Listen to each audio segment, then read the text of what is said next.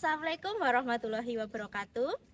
Halo, salam semangat dan salam sehat untuk kita semua. Kembali lagi pada acara Belajar Bareng Devi.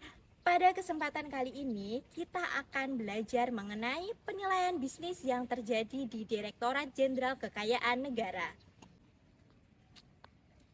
Penilaian merupakan suatu cabang ilmu pengetahuan yang mempelajari terkait dengan estimasi nilai suatu objek penilaian pada waktu tertentu menggunakan standar penilaian Indonesia atau peraturan perundang-undangan yang berlaku. Profesi yang mempelajari terkait dengan cabang ilmu pengetahuan ini sering disebut dengan penilai. Penilai di Indonesia terbagi menjadi penilai pemerintah dan penilai publik. Keduanya merupakan entitas yang berbeda. Penilai pemerintah terafiliasi langsung dengan struktur pemerintahan dan bertanggung jawab langsung kepada pemerintah.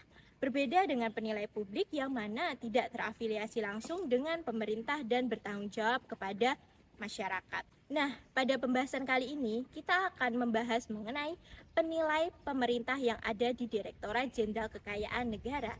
Salah satu kewenangannya yakni penilaian bisnis. Penilaian bisnis telah diatur di dalam Peraturan Direktur Jenderal Kekayaan Negara Nomor 8 tentang petunjuk teknis penilaian bisnis berupa entitas dan ekuitas. Selanjutnya, tujuan penilaian bisnis untuk penggabungan, peleburan, pelaporan keuangan, pembubaran, pengambil alihan, dan pemindah tanganan. Tahapan penilaian bisnis meliputi yang pertama, identifikasi atas permohonan atau penugasan penilaian. Selanjutnya, penentuan tujuan penilaian, dilanjutkan dengan pengumpulan data dan informasi. Kemudian, melakukan analisis data dan informasi, dilanjutkan dengan menentukan pendekatan penilaian. Selanjutnya, dihasilkan simpulan nilai dan diakhiri dengan penyusunan laporan penilaian.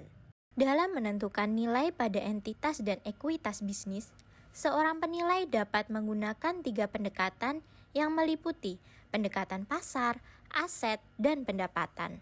Pendekatan pasar dilakukan untuk mengestimasi nilai objek penilaian dengan cara mempertimbangkan data penjualan dan atau data penawaran dari objek pembanding sejenis atau pengganti, dan data pasar yang terkait melalui proses perbandingan.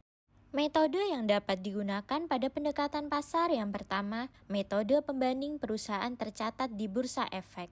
Metode ini merupakan metode yang digunakan untuk menentukan estimasi nilai minoritas dalam suatu perusahaan melalui suatu angka pengali yang diperoleh dari harga pasar saham perusahaan yang bergerak dalam industri yang sama atau sejenis dan aktif diperdagangkan di pasar. Metode yang kedua, metode pembanding perusahaan tertutup. Metode ini merupakan metode penilaian yang digunakan untuk menentukan estimasi nilai dalam suatu perusahaan melalui suatu angka pengali yang diperoleh dari transaksi yang relevan, bersifat arm's length dan bukan transaksi antara pihak terafiliasi atau dalam suatu pengendalian. Metode selanjutnya, metode pembanding perusahaan merger dan akuisisi. Metode ini merupakan metode penilaian yang digunakan untuk menentukan estimasi nilai mayoritas dalam suatu perusahaan melalui suatu angka pengali yang diperoleh dari transaksi merger atau akuisisi dari perusahaan yang bergerak dalam industri yang sama atau sejenis. Metode yang terakhir,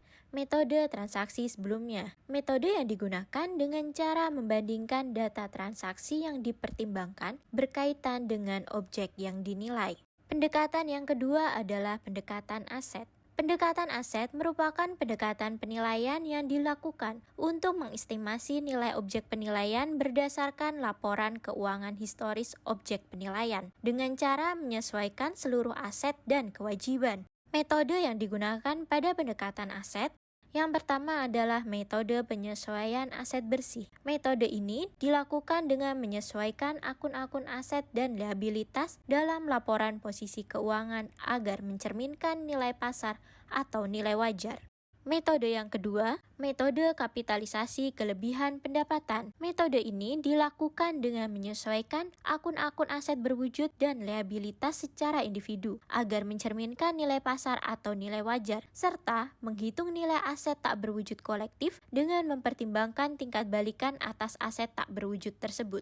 Pendekatan yang terakhir adalah pendapatan. Pendekatan pendapatan adalah pendekatan penilaian yang dilakukan untuk mengestimasi nilai objek penilaian dengan cara mempertimbangkan pendapatan dan biaya yang berhubungan dengan objek penilaian melalui proses kapitalisasi langsung atau pendiskontoan. Metode yang digunakan pada pendekatan pendapatan yang pertama adalah metode diskonto arus kas. Metode ini hanya dapat digunakan untuk menilai perusahaan yang telah melakukan kegiatan operasional selama 1 tahun atau lebih, atau perusahaan yang telah melakukan kegiatan operasional kurang dari 1 tahun, namun merupakan perusahaan yang dibentuk untuk menjalankan kontrak penjualan atau penyediaan jasa dengan pihak ketiga. Dan yang terakhir adalah metode kapitalisasi pendapatan. Metode ini dapat digunakan dalam hal objek penilaian memiliki jangka waktu yang tak terhingga dan arus kas bersih objek penilaian dianggap sudah berada dalam tahap pertumbuhan yang konstan, serta mewakili kinerja keuangan objek penilaian dalam suatu siklus usaha. Itulah penjelasan singkat mengenai penilaian bisnis yang ada di Direktorat Jenderal Kekayaan Negara. Semoga dapat bermanfaat untuk teman-teman semua. Wassalamualaikum warahmatullahi wabarakatuh.